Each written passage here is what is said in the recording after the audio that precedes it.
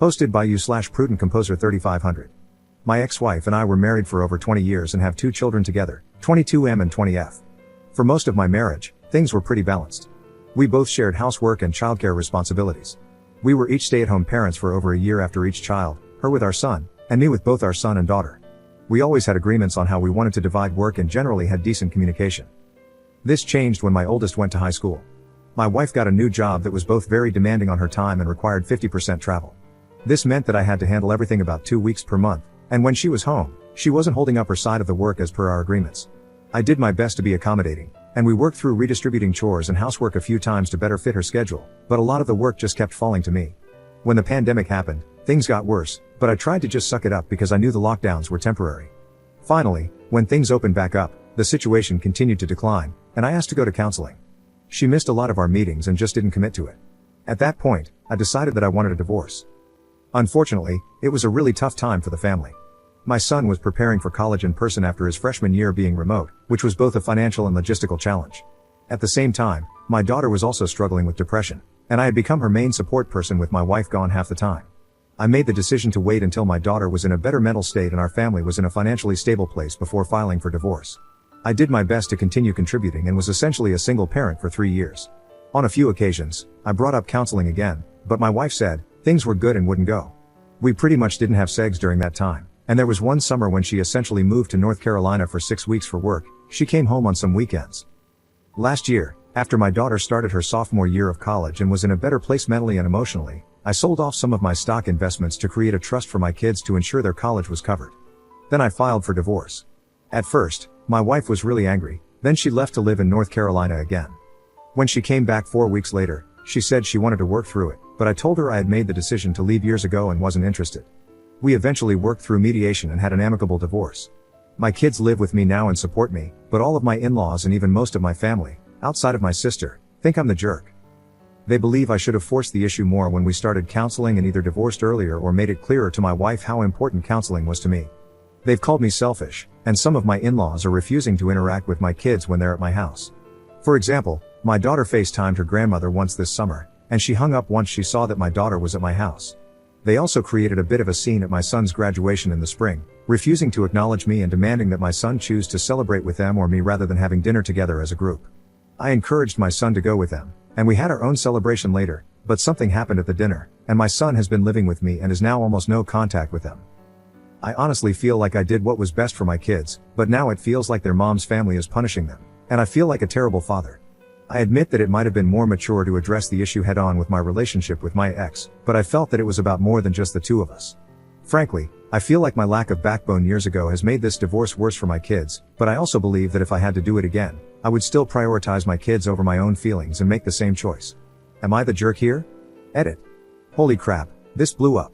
First off, thanks to everyone who provided feedback and comments. I really felt terrible, and both the positive and negative comments helped me gain a little perspective on things. I've noticed a few comments come up multiple times, so I figure it's worth addressing them here before I move on.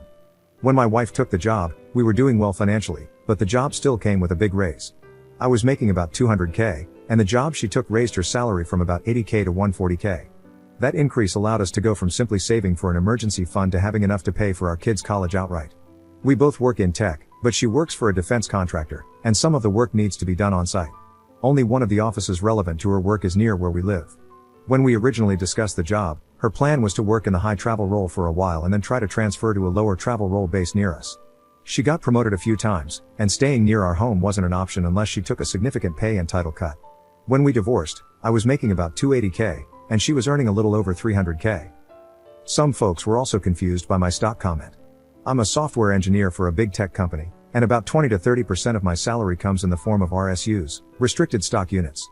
I'm not an investor by any means, I was just selling off stock mostly to cover my daughter's college expenses and pay off the debt my son had. I know a lot of people are jumping straight to an affair, but I really doubt that. In school, my wife and I were the obnoxious kids who reminded the teacher about homework, and she's a massive introvert. Her working late in a hotel room is far more likely than her sleeping around or keeping some secret family.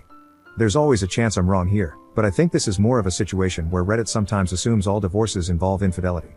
When I say we had an amicable divorce, I mean that more in the legal sense than the emotional sense. Uncontested might be a better term. The only significant asset we had that wasn't easily split was our home. My wife loves the house, and I frankly wanted something different, so she bought out my portion of it.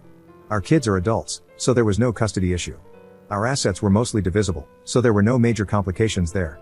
Our salaries were comparable, so there was no alimony. We each had a car. Overall, it was pretty straightforward to divide things evenly, and neither of us wanted to drag it out. We didn't end the marriage as friends by any means, but from a legal standpoint, it was amicable because we settled everything with a mediator and only briefly involved lawyers to draft the final paperwork for the judge to sign off on. Commenter: I don't know. There is so much information missing. Of course, I realize it is because it is one-sided, but still. Why would your ex's family have such a strong reaction, and why would your children support you if the divorce was amicable? I mean, she is their mother, she hasn't cheated, she isn't abusive, and I am pretty sure her income provided for her children too. There's just so much missing information here. Ops response: I tried to clarify in the edit that the divorce was not really amicable in the emotional sense, but more in the legal sense. We went through a mediator rather than lawyers. I think my kids supported me largely for the same reasons I left the marriage.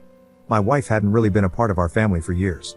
It's not like she was coming home, refusing to help around the house, treating me like garbage, but then being a wonderful mother to the kids. Not cheating and not being abusive is below the bare minimum for a partner. She missed a lot of plays, concerts, and other special events for our kids. She didn't really keep up with the kids' interests, she didn't really know their friends, she just wasn't there much. She was never actively mean or abusive in any way, but she was also just kind of non-participatory. When the grandparents started taking sides and saying terrible things about me, the kids pushed back. Both kids chose to live with me. Update 4 months later. I'm still receiving comments and messages from time to time about that post, so I figured I would take a moment to provide an update. Quick summary of the original post: my wife became increasingly distant in our marriage, and I decided to get a divorce. However, I waited about 3 years to go through with it because I felt it was best for the kids. My kids chose to live with me and were generally on my side, but my in-laws and family were pretty upset with me. Things are going much better overall since the post. I received a lot of support but also quite a bit of criticism, which I took to heart. I've been making an effort to mend fences and work toward a more reasonable state of affairs. I don't expect my ex or her family to be friends with me, but I at least want us to be on good terms. My relationship with my parents and family has significantly improved, and this Christmas felt pretty much back to normal. My family is very conservative, especially when it comes to marriage. They believe the only reason for divorce is infidelity or abuse, but they've finally come to understand how bad things had become and have reluctantly accepted the situation. My relationship with my ex, and more importantly, her relationship with our kids, has also improved. She's apparently been going to therapy on her own. While she hasn't shared many details, she does seem much less angry about what happened. We decided to have Thanksgiving together so we could talk things through with the kids. It was a bit messy, with plenty of tears, but we managed to get to a place where we all understand each other a bit better. We all agree that I shouldn't have waited so long to go through with the divorce, but my ex and kids also said they understand why I did it. My ex-wife and I even had a conversation about dating, which was weird but surprisingly kind of nice. My ex-in-laws still think I'm a horrible person, and most of them refuse to speak to me, but they've started treating my kids better. My kids spent Christmas Eve at their place and said it went okay. We talked about it on Christmas, and while they didn't share many details, they mentioned they plan to do something on New Year's Eve with my ex and the in-laws, which makes me happy. Sorry this isn't a juicy update with any dramatic twists, but I was bored during the holiday downtime and thought I'd log in to share some details. One thing I've learned from all of this, and I hope others can learn too, is that even if your heart is in the right place, it's probably better to end a marriage when it's truly over rather than maintaining a facade for years.